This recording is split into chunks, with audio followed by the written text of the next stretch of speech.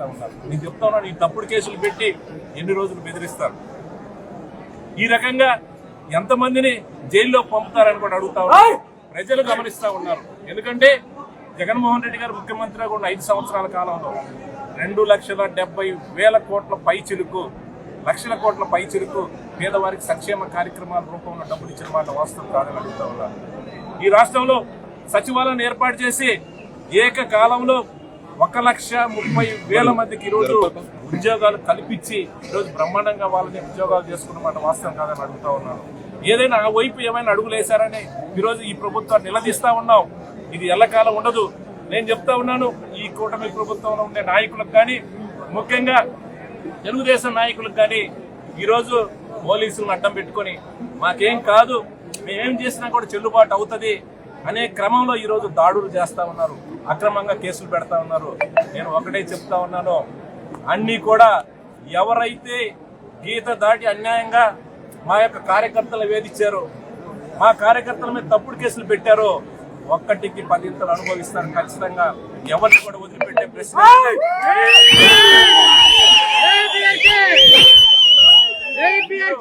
ఎన్ని తప్పుడు కేసులు పెట్టినా, ఏ విధంగా ఇబ్బంది పెట్టినా దాని మీద పోరాటం చేయడానికి, ఎదుర్కోవడానికి సిద్ధంగా ఉన్నాం.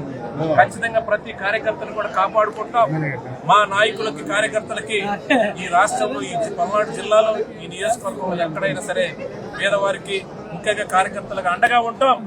ఖచ్చితంగా నేను చెప్తా ఉన్నాను, అనవసరంగా అన్యాయంగా ఈ రోజు దౌర్జన్యాలు చేసి పోలీసులు అడ్డం పెట్టుకుని తప్పుడు కేసులు పెడతా ఉన్నారు.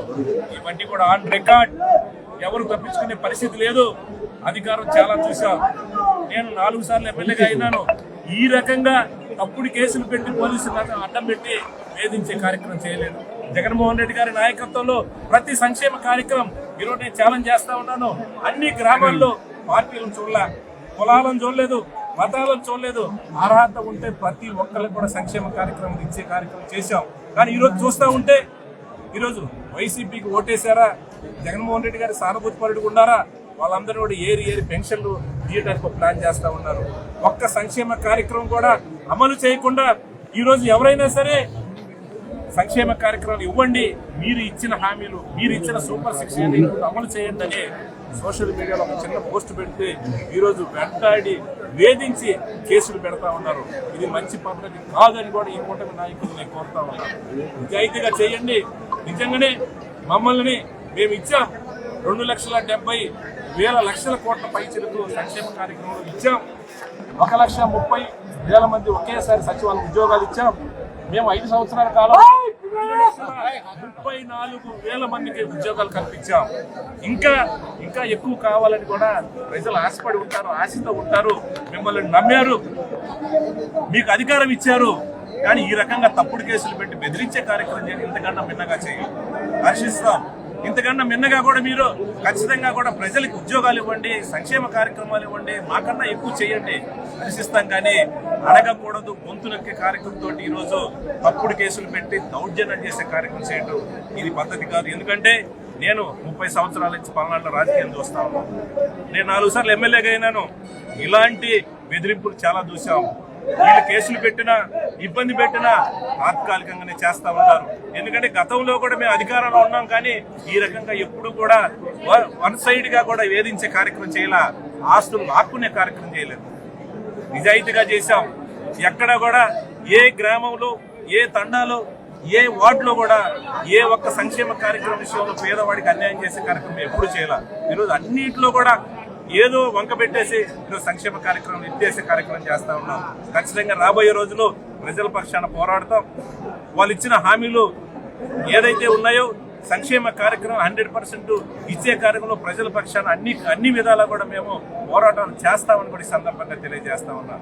నేను చెప్తాను, మాచర్ల నియోజకవర్గంలో ఉండే పార్టీ నాయకులకు, కార్యకర్తలు అందరినీ కూడా ధైర్యంగా ఉండండి. ఏదైనా సరే మనల్ని ఇబ్బంది పెట్టిన వాళ్ళు ఎక్కడికి పోరు. ఖచ్చితంగా ఈ పోలీసులను అడ్డం పెట్టుకొని ఏదైతే మనల్ని ఇబ్బంది పెడతా ఉన్నారో ఆ రోజు వస్తుంది. ఎవరైనా సరే తగిన మూల్యం చెల్లించుకోవాల్సింది లేదు. మనం సమన్వయంతో ఉందాం. ఎక్కడ కూడా మనం అన్యాయం చేయలేదు. కాకపోతే లోపల ప్రచారం చేసి, తప్పుడు ప్రచారం చేసి ఏదో జరిగిపోతుందని వాళ్ళ అవసరాల కోసం అందించే కార్యక్రమం చేస్తా ఉన్నారు. కాలం చాలా విలువైనది. ఖచ్చితంగా రాబోయే రోజుల్లో ప్రజలందరూ తెలుసుకుంటారు. ఏదైనా సరే నేను ఈ కూటమి నాయకులను నేను డిమాండ్ చేస్తా ఉన్నాను. విద్యుత్ ఛార్జీలు వెంటనే తగ్గించాలని డిమాండ్ చేస్తా ఉన్నాను. పేదవారికి ఏదైతే నువ్వు బహిరంగ మీటింగ్ లో చెప్పావో ₹1 కూడా కరెంట్ ఛార్జీలు పెంచం, ఇంకా తగ్గిస్తామని కూడా చెప్పిన మీరు కూటమి నాయకులు చంద్రబాబు నాయుడు గారిని నేను కోరుతా ఉన్నాను. మీరు కరెంట్ ఛార్జీలు తగ్గించండి, పేదల మీద భారం మోపొద్దండి. ఎందుకంటే మీరు ఇచ్చిన హామీలు అమలు చేయండి. అంతేగాని ఎవరు మాట్లాడితే వాళ్ళని రివర్స్ లో పోలీసులు అడ్డం పెట్టుకొని కేసులు పెట్టే కార్యక్రమం చేయొద్దు. ఎందుకంటే ఇంకా రాజకీయం చాలా ఉంది. ఈ అధికారం శాశ్వతం కాదు. ఎందుకంటే నేను గతంలో తెలుగుదేశం ప్రభుత్వం అధికారం ఉన్నప్పుడు చూసాం, కానీ ఇంత దౌర్జన్యంగా కూడా ఎక్కడ లేని పరిస్థితి. ఈరోజు ఎవరైతే పేదవాళ్ళు ఉంటారో, ఎవరైతే చిన్నవాళ్ళు ఉంటారో, ఎవరైతే అమాయకులు ఉంటారో, ఎవరైతే వీటిని ఏం చేయలేడనంటే వాటి మీద దౌర్జన్యం చేసే పరిస్థితి, అన్యాయంగా కూడా బెదిరించి డబ్బులు వసూలు చేసే కార్యక్రమం చేస్తూ ఉన్నారు. అందరూ కూడా ప్రజలు గమనిస్తూ ఉన్నారు. దయచేసి ఈ సందర్భంగా మనందరం కూడా వైసీపీ పార్టీకి సంబంధించిన కార్యకర్తలు అందరినీ కూడా కోరుతా ఉన్నాం.